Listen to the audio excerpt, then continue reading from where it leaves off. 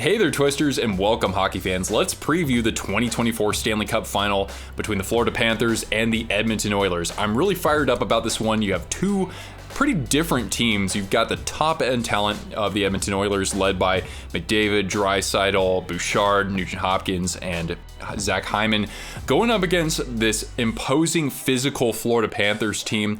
I think it's going to be a very intriguing matchup, and maybe the best one that we've seen on this channel's history, I should say. Anyway, I want to know your thoughts in the comments. Who do you think is going to win the Conn Smythe Trophy as the MVP of the playoffs? And while you're down there, do please see the pinned comment. I'm running a poll right now in our community tab, just trying to gauge a sense of what you would be interested in the most on this channel for the upcoming season. So be sure to fill that out. I want to get as many responses as possible. All right, so now I'm going to go to my cheat sheet here. We'll have some highlights rolling in the background. So let's talk about the path to the cup for both teams. We'll start with the Panthers here. They first of all took care of the Lightning in 5 games and exercised some demons from postseasons past.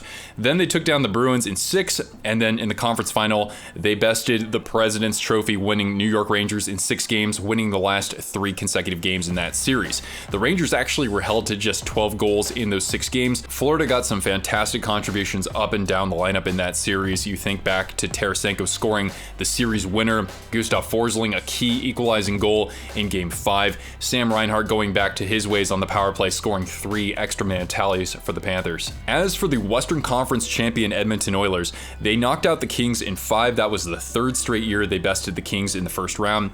Then they took down the Vancouver Canucks in a 7-game series, very tight there, winning Game 6 to stay alive, and then Game 7 in Vancouver. Then they bested the Dallas Stars in 6 games, winning the last 3 games, kind of like I said about Florida against the Rangers. Really, they turned momentum in that series in Game 4 when they were down 2-0. After that, they outscored the Stars 10-2 the rest of the way, and a big storyline going for them is their penalty kill. They've actually killed off 28 consecutive man advantages, and overall this team has defended a lot better than the Oilers teams we've seen in the postseason before. Now let's look at the matchup at a high level. So Florida averaging 3.24 goals per game to just 2.29 against. Their power play is clicking at a respectable 23.3%. Their penalty kill at 88.2%. Faceoffs 50.6%. Shot differential, they are taking 8.7 shots more per game than they're surrendering, and they're drawing about 4.43 penalties a game to committing 3.97. As for the Oilers, they've had a little more offense, 3.50 goals per game to 2.61 against. Special teams though, look at this. This is just god tier, 37.3% on the power play. Remember, this was the historically best power play last season for them, and as a result of what I just mentioned a moment ago, a 93.9% penalty kill percentage. That is otherworldly. They're 47.3% in the faceoff circle. They're taking 3.9 shots more per game than surrendering, and they're drawing 3.74 penalties to committing 3.52 penalties. As for the key statistical leaders, this is kind of a tale of 2 different teams. So with the Panthers, this is a more balanced team offensively. You got Matthew Tkachuk leading the way with 5 goals and 14 assists. Carter Verhaeghe, a number of clutch goals as always. He's got 9 of those to go with 8 assists. The captain, Sasha Barkov, 6 goals, including 3 game winners and 11 helpers. And then you see that Reinhart, Lundell, Bennett, and Forsling are all in double digits for points. Forsling leads the defense there. And Sam Bennett, he scored 6 goals and 4 assists in just 12 games. And then in goals, Sergei Bobrovsky has played the entire playoffs. He's rocking a .908 save percentage, but that has gone up a little bit in recent games because he had a .921 in the conference final. He's surrendering 2.2 goals per game, and he does have a shutout. As for the Oilers, we're talking about overall a very top-heavy team offensively. So in 18 games, you've got Connor McDavid, 5 goals, 31 assists, including 2 huge goals in the conference final, the winner in Game 1, and also the power play goal in Game 6, just an absolute circus goal that really gave this team a shot in the arm. Leon Draisaitl is more than capable of just that too. 10 goals and 18 assists, a little bit quiet in the Dallas series, but he is more than capable of taking over. Evan Bouchard leads all defensemen in the playoffs with 6 goals and 21 assists. Ryan Nugent-Hopkins, 6 goals and 14 assists. He had a strong conference final. And Zach Hyman, 14 goals and 4 helpers. In goals, Stuart Skinner hasn't played every single game, but in 16 contests, he has an .897 save percentage. Now that's gone up since the conference final, just like I was talking about with Bobrovsky. He had a .922 in the Western Conference final. He also has a 2.50 goals against average with 1 shutout. Now, when I think about this matchup, these are the 5 things that really do come to mind for me. So first of all, can the Oilers adjust to the physicality of the Florida Panthers? I think the most physical team they've played so far is the Vancouver Canucks. You look at some of those scrums that were happening in that series, but the Panthers are just like a different breed because everybody's hitting out there, defensemen, forwards. The Cats can really just hem teams in their own zone by just forechecking the crap out of them. The Oilers can do that in their own right in terms of cycling the puck to chew up time in the zone as well. But I'm curious to see these big defensemen for the Oilers trying to break out the puck and trying to muscle or outmuscle the Panthers along the boards there. They have some very big defensemen, but the Panthers have the likes of the Selke Trophy winning Sasha Barkov, the nasty Matthew Tkachuk, Sam Bennett, Ryan Lomberg, Nick Cousins. The list goes on from there. They have just a number of players who can make things a living hell. Point number 2, Stuart Skinner is absolutely feeling it. So he has a .919 save percentage in his last 8 games. But most importantly, the underlying stat here is that the Oilers have surrendered just 23 shots per contest in that stretch, and that also factors in basically them playing the whole Game 6 against Dallas in their own zone. They also allowed the 5th fewest shots in the NHL this season, in the regular season. A lot of people out there will say Stuart Skinner is incapable of doing this. I've been a doubter myself too, but right now he's proving that he can steal games for his team, and also the defense in front of him can limit the number of chances that he's going to face. On the Florida side of things, Sergei Bobrovsky, again, I mentioned earlier, his save percentage did increase in the conference final. He's been rock solid. There really haven't been that many bad goals that he's let in, or if he does let in one, that's just about it from him. And while he is capable of stealing a game or two, he hasn't been counted on to do that quite as much in these playoffs, as tight as the games have been, just because of how sound defensively the Panthers have been. Point number 3, special teams are going to be a hell of a time out there. So Edmonton's power play, a historic season this past year, over 37% in these playoffs. In the first round, they were able to torch the LA Kings, who had the 2nd ranked penalty kill in the regular season.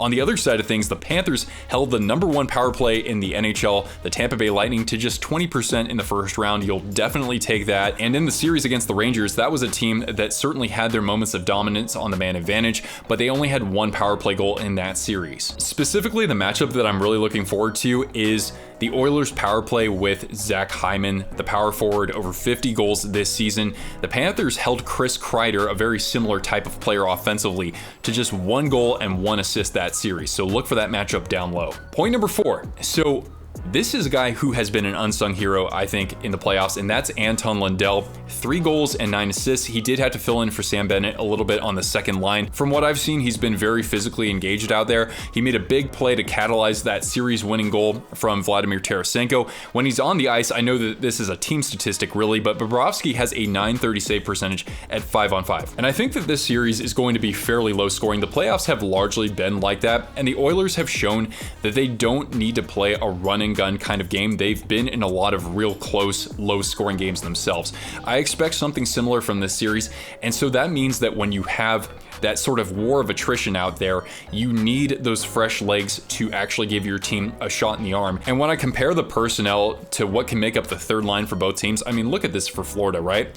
They've got Anton Lundell, they've got Eetu Luostarinen, a really good defensive forward, and they've got Vlad Tarasenko, who can give them a scoring touch. And I think that that could give them the upper hand when it comes to scoring depth. I think McDavid and Draisaitl could certainly get theirs, but they're going to need more than that, I think, to match Florida. And for that, I think that they stand a better chance if they get some sort of a vintage performance from the likes of a Corey Perry, if he slides into the bottom 6, or Adam Henrique, or even Evander Kane. And the last thing that particularly intrigues me is the captain battle. So polar opposites between these players. Connor McDavid, the speedster, offensively driven, versus the more defensive-minded Sasha Barkov, the Selke Trophy winner, as the best defensive forward in the NHL. So will Paul Maurice take Barkov and match him up against McDavid? And I voiced this especially as it pertains to puck possession and faceoffs. So when you look at McDavid, so far he's only 45.6% in the faceoff circle. Draisaitl is 49.6%. And on the flip side, Barkov was over 57% in the regular season and 53.4% in the playoffs. So when you want to control possession, he's the guy that you want taking the draws out there. So then, what do I think? I've watched the Panthers pretty extensively over the last several seasons. The Oilers are a team that I watch more than a lot of others as well. I have to credit Edmonton for how they've been resilient and kind of reformed their identity over the course of this season. They were so down and out, fired their coach, Chris Knobloch comes in, and they defensively sort of transform themselves. The goaltending is more reliable than it's been before. I know that's not saying a whole lot, but it does make a difference. You see what Skinner did against the Dallas Stars. And as I've mentioned before, they can succeed in these tighter games. We saw that against the Dallas Stars. We saw them go into Vancouver to win a Game 7. And when you have arguably the best two players in the world, you're going to have a chance out there unless the other team is able to skate circles around you like the Avalanche were last year. On the Panthers side of things, I said this back in March. I said that they're the most complete team in the NHL. They have top end talent, they have depth. I talked about the third line a moment ago there. They're physical, they're nasty. That's a brand of playoff hockey that can be very successful.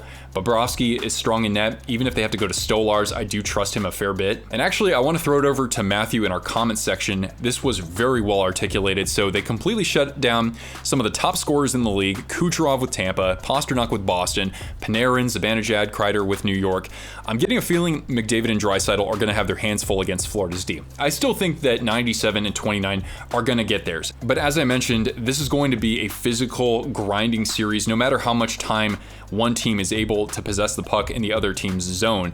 So depth will be a factor here for Edmonton more than it's been in the previous 3 series. Matthew also says Florida has also gone through the gauntlet of goalies. Vasilevsky, Jeremy Swayman, and Igor Shesterkin. Mix that with their cup experience last year, the Panthers are ready to get the job done. And I'm going to throw it to one more point here. I know that Canada hasn't won a Stanley Cup since 1993, but really the thing that stands out to me is that no team has lost back-to-back Stanley Cup finals in over 40 years. You have to go back to the Boston Bruins of 1978. I think the Oilers will present a different challenge for the Panthers in how they're able to both work the dots, work behind the net, also how they're able to funnel so much of their offense from the point. But just watching the Panthers and how they were able to completely shut down the Rangers for large stretches of that series, I think they find a way to get it done. I think it's going to be closer than a lot of folks out there think. I'll choose the Panthers here. I know that both teams seem like a team of destiny, but it's going to be the Cats. They're going to win in 7 games. And as for my Conn Smythe pick, I think Sasha Barkov could easily be the winner of that, but my dark horse is going to be Gustav Forsling. We did see Victor Hedman and Cale Makar win in previous years, and so far Forsling has done amazing things at both ends of the ice. Anyway, Twisters, who do you think is winning the Conn Smythe? Comment down below and see the pinned comment to help me out with that community poll I referenced at the beginning of the video. Also, you can find all of our videos on Rumble, in addition to following us on X and Instagram. We do also have snazzy Twister Wrister hockey merch, as you can tell from my hat here and from this t-shirt here. So again, you can see the video description for a link to that. I can't wait to see what happens in this Stanley Cup final. I'll be thrilled either way here, and hopefully you have a chance to enjoy it as well. I'll be back at you soon with more videos, live streams, and all that good stuff. Thank you so much for tuning in. I'm Nick. I'll catch you Twisters later. Ciao.